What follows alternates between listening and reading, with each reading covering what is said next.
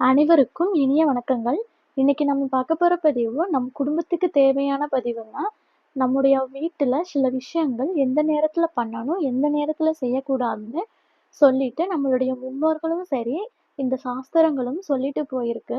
அப்படி சில விஷயங்கள் நாம் மீறுறப்பத்தான் குடும்பத்துல தேவையில்லாத பிரச்சனைகள், சண்டைகள், வம்புகள், வழக்குகள் அப்படி தேவையில்லாத பிரச்சனைகள், மன அழுத்தம் இப்படி இருந்துகிட்டே இருக்கும் வீட்ல. நமக்கு இதுதான் காரணம் என்று தெரியாமல் நம் மண்டைய போட்டு குழப்பிட்டிருப்போம். அதனால நாம செய்கின்ற சின்ன சின்ன விஷயங்கள் தான் குடும்பத்துல ஏற்படுகின்ற பல பிரச்சனைகளுக்கும் காரணமாகிறது. அப்படி நம்முடைய வீட்டுல சூரியன் மறைந்த பிறகு, அதாவது சாயங்கால நேரத்திற்கு அப்புறம் நம்ம இந்த விஷயங்கள கண்டிப்பாக செய்யவே கூடாது. அப்படின்னு சாஸ்திரங்கள் சொல்லிருக்கு. அப்படிப்பட்ட விஷயங்கள் நம் வீட்ல பண்ணக்கூடாதுன்னு எதையெல்லாம் நம்ம தவிர்க்கணும் அப்படிங்கிற அற்புதமான தகவலைத்தான் இன்னைக்கு நம்ம பார்க்க போறோம். பதிவுக்குள்ள போறதுக்கு முன்னாடி நம்ம சேனலை மறக்காம சப்ஸ்கிரைப் பண்ணிக்கோங்க. வாங்க இப்ப பதிவுக்குள்ள போகலாம். நம்முடைய இந்து சாஸ்திர பிரகாரம் படி சில செயல்கள் நம் குடும்பத்துல நம்முடைய வீட்டுல சூரியன் மறைந்த பின்னாடி செய்யக்கூடாதுன்னு சொல்றோம். அது எதற்காகன்னு கேட்டீங்கன்னா, அந்த சாயங்கால நேரம் அப்பத்தான் அந்த மகாலட்சுமி தேவியார் நம்முடைய வீட்டிற்கு உள் வருவதாக ஒரு ஐதீகம் இருக்கு. அதனால்தான் நம்ம இந்த மாதிரி சில விஷயங்கள் செய்யக்கூடாது. அதையும் மீறி நம்ம செஞ்சோம்னா, கண்டிப்பாக கஷ்டங்கள், துர்தஷ்டங்கள், நமக்கு தேவையில்லாத துன்பங்கள் இது எல்லாமே நம் குடும்பத்துல ஃபேஸ் பண்ண வேண்டியிருக்கும். அப்படிப்பட்ட சில விஷயங்கள், அதுவும் இது மாதிரி நம்ம செய்யறதுனால, இது எல்லாமே ஒரு அசுவ காரியங்களாக கருதப்படுது. இது எதிர்மறையான விஷயங்களை ஈர்த்து நமக்கு குடும்பத்திற்கு கெடுதல்களை தரும் அப்படிங்கிறது நம்பிக்கை. அதனால தான் மாலையில் சூரியன் மறைந்த பிறகு என்னென்னலாம் செய்யக்கூடாது அப்படிங்கிற தகவல்களை தான் இன்னைக்கு நாம பார்க்க போறோம். முதல் விஷயம் என்னன்னா, நம்முடைய வீட்டுல பாத்திரங்களை கழுவாமல் வைக்கவே கூடாதுங்க. சமையல் அறைக்கு ரொம்ப சுத்தமா இருக்கணும். அது ரொம்ப முக்கியங்க.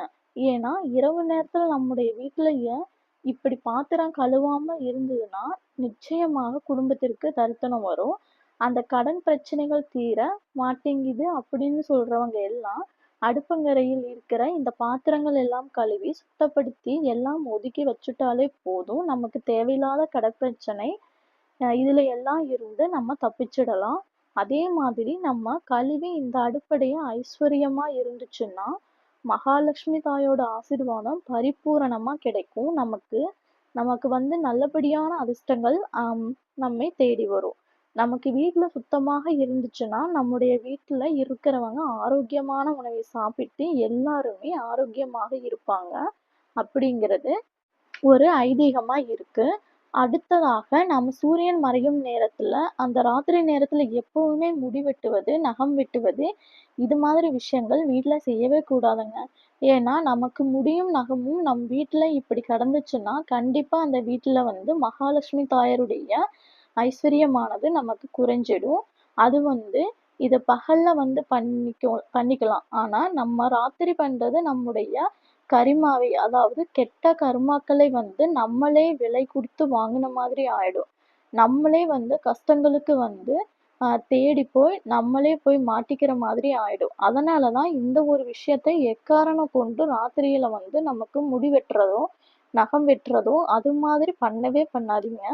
அடுத்ததாக ஒரு விஷயம் என்னன்னு கேட்டீங்கன்னா, ராத்திரி நேரத்துல துணி துவைக்கிறது. ஏன்னா, இது நம்ம வீட்ல இதற்கு இன்னொரு ஒரு முக்கிய காரணம்னா, ராத்திரியில இப்படி துணி துவைக்கிறப்போ, நம்ம என்ன பண்ணுவோம்? தண்ணி ரொம்ப அதிக அளவுல செலவு பண்ணுவோம். அப்படி தண்ணீர் இந்த மாலை நேரத்திற்கு அப்புறம் அதிக அளவுல நம்ம செலவு பண்ணோம்னா, நம்மளுடைய வீட்ல மகாலட்சுமி யோகம் இருக்காது. நமக்கு அந்த ஐஸ்வர்யங்கள் எல்லாம் நம்மளை விட்டு போகும். இது இக்காரணங்களால் தான் சொல்றாங்க. அது மட்டும் இல்லாமல் சயின்டிஃபிக்கான ஒரு காரணங்கள் இருக்கு. நம்ம நைட் துணி துவைச்சு, நம்ம நைட் துணிய காய போடுறோம் அப்படின்னா, கண்டிப்பா ஒரு தவளையோ, இல்ல தேரையோ, வேற ஏதாவது ஒரு பூச்சிகள் அந்த துணியில ஒட்டிக்கும். ஒட்டிட்டு அந்த துணிய நாம பகல்ல எடுத்து நம்ம டக்குன்னு எடுத்துட்டு போட்டு போயிட்டே இருப்போம். ஆனா, நம்முடைய துணிகள் எப்பவுமே நல்ல சூரிய வெளிச்சத்துல இப்படி காய்ஞ்சுச்சுன்னா, அந்த துணியில இருக்கக்கூடிய அந்த கெட்டதான நமக்கு நெகட்டிவா இருக்கட்டும், நம்ம அழுக்குகள் இது எல்லாமே கண்ணுக்கு தெரியாத கிருமிகள் இது எல்லாமே அதை விரட்டக்கூடிய சக்தி இந்த சூரிய வெளிச்சத்திற்கு இருக்கு. அதனால தான் நம்ம பகல்ல துணி துவைச்சு போட்டுட்டு, காய வச்சுட்டு அப் அ பண்ணணும் அப்படின்னு வந்துட்டு சொல்றாங்க. அதனால நம்முடைய ஆரோக்கியத்திற்கும் பகல்ல அந்த வெயில்ல துணி காய வைக்கிறது தான் நமக்கு எப்பவுமே நல்லதுங்க. அதனால தான் இரவு நேரத்துல இப்படி துணி துவைக்கிறது, இந்த தண்ணீரை அதிகமா செலவு பண்றது, இது மாரி விஷயங்கள் கண்டிப்பா அவாய்ட் பண்ணணும். அடுத்து மிக முக்கியமான விஷயம், குறிப்பா பெண்களுக்கு இது. நம்ம மாலை நேரத்திற்கு அப்புறமேட்டு தலைய குளிச்சுட்டு நிறைய பேர் வந்து அப்படியே தலையில ஈரத்தண்ணியோட தண்ணி சொட்ட சொட்ட அப்படியே தலைமுடி கூட காய வைக்காம அங்கிட்டும் இங்கிட்டுமா தலையெல்லாம் விரிச்சு போட்டு நடப்பாங்க. ஆனா, அது மாதிரி நம்ம வந்து சாயங்காலத்திற்கு அப்புறம் தலைமுடி எப்பவுமே கட்டிதாங்க வைக்கணும். எதற்காக சொல்றாங்கன்னு கேட்டீங்கன்னா, நம்முடைய முடிய வந்து இப்படி விரிச்சு போட்டிருந்தா, நமக்கு ஏதாவது ஒரு துர்சக்திகள், ஒரு கெட்ட சக்திகள் நம்மை வந்து பிடிக்கும். அப்படின்னு நமக்கு ஏதாவது ஒரு கெடுதல் நடக்கிறவங்க, அ அப்படி ஒரு நல்ல எண்ணத்தில் தான் நம்முடைய முன்னோர்கள் இந்த ஒரு விஷயத்தை சொல்லிட்டு போயிருக்காங்க.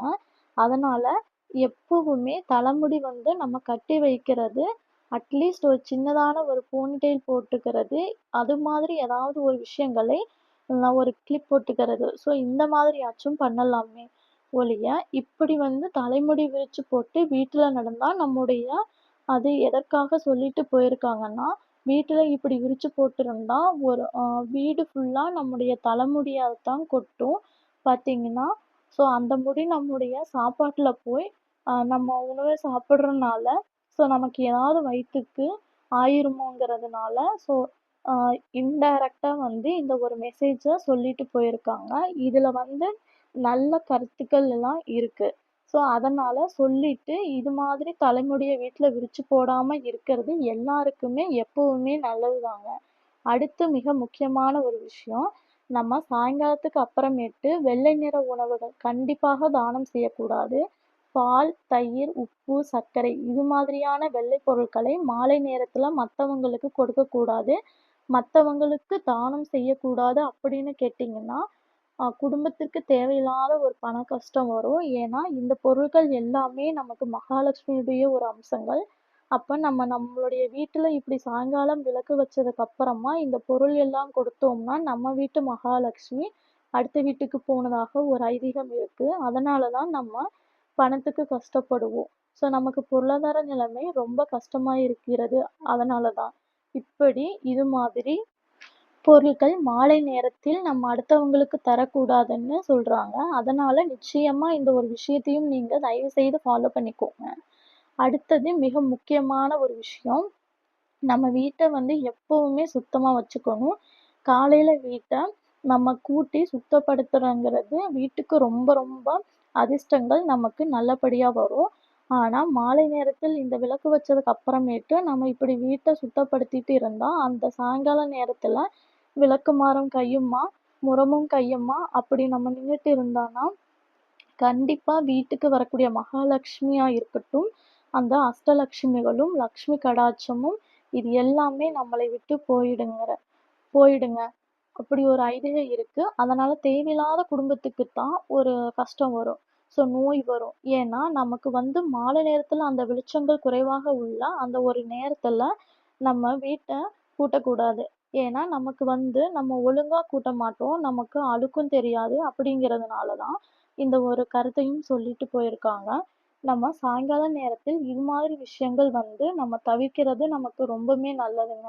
ஏன்னா, நம்முடைய முன்னோர்கள் எந்த ஒரு விஷயத்தையும் வந்து நம்ம சாஸ்திரங்கள் வந்து நமக்கு வந்து குடும்பத்திற்கு நல்லதுக்காக மட்டும் தான் சில கருத்துக்களை சொல்லிட்டு இருக்காங்க. அதனால தான் இது மாதிரியான சின்ன சின்ன விஷயங்கள் வந்து நம்ம தேவையில்லாமல் ஆர்கியூமென்ட் பண்ணாமல், நம் பெரியவர்கள் எது சொன்னாலும் நல்லதுக்காகத்தான் இருக்கும் அப்படின்னு நினைச்சுட்டு, இந்த மாதிரி விஷயங்களை நம்மளும் நம்முடைய வாழ்க்கையில ஃபாலோ பண்ணி பார்ப்போமே. நிச்சயமா குடும்பத்திற்கு எப்பவுமே நல்லது மட்டும் தாங்க நடக்கும்.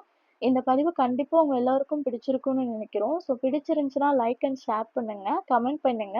அடுத்த ஒரு பதிவில் சந்திக்கும் வரை நன்றி, வணக்கம்.